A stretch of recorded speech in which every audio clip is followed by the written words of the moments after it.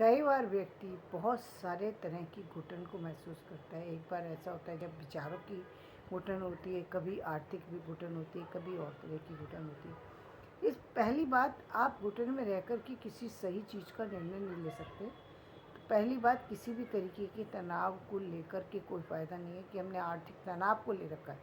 तनाव को लेकर के किसी समस्या का हल नहीं निकाला जा सकता। हल कहाँ निकलेगा? आर्थिक समस्या है तो हम उस पर कोई काम करें, यानी हम या तो अर्निंग के बारे में सोचें जैसा कि मैंने बताया, या फिर हम उस पैसे में जो हमको मिल रहा है उस पैसे के खर्चे में कमी लाने की सोचें, तभी हमारी समस्या का समाधान हो सकता है।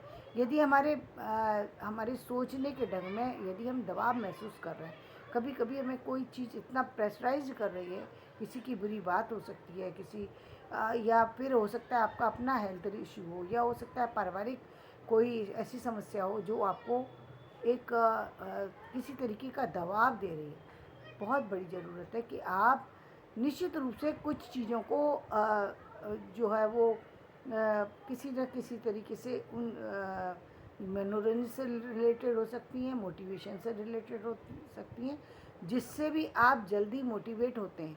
उस तरह की चीज़ों को आप देखें और अपने आप को हल्का करें। दूसरी बात ये होती है, कई बार व्यक्ति को इससे भी तनाव कम होता हुआ नज़र नहीं आता, तो आप निश्चित रूप से कहीं किसी पार्क में जा कर के बैठें, क्योंकि पार्क की जो ऑक्सीजन मिलती है वो नेगेटिविटी को कुछ हद तक कम कर सकती है। उसके बाद आप उस मोबाइल को, उस चीज़ को देखें, या कुछ ऐसे लोगों के बीच में चले जाएं, जैसे अब मेट्रो में आप जा कर के बैठ गए। मेट्रो में आप बैठ कर के यदि आप एक लंबी दूरी तक जा रहे हैं, निश्चित रूप से जब आप उस दूरी को करेंगे तो वहाँ पर जो बहुत सारे लोग हैं उसमें एक समय ऐसा ज़रूर आएगा जब आपकी वो जो टेंशन का समय है वो दूर हो जाएगा, वो टेंशन दूर हो जाएगी और आपका ध्यान उस तरफ चला जाएगा।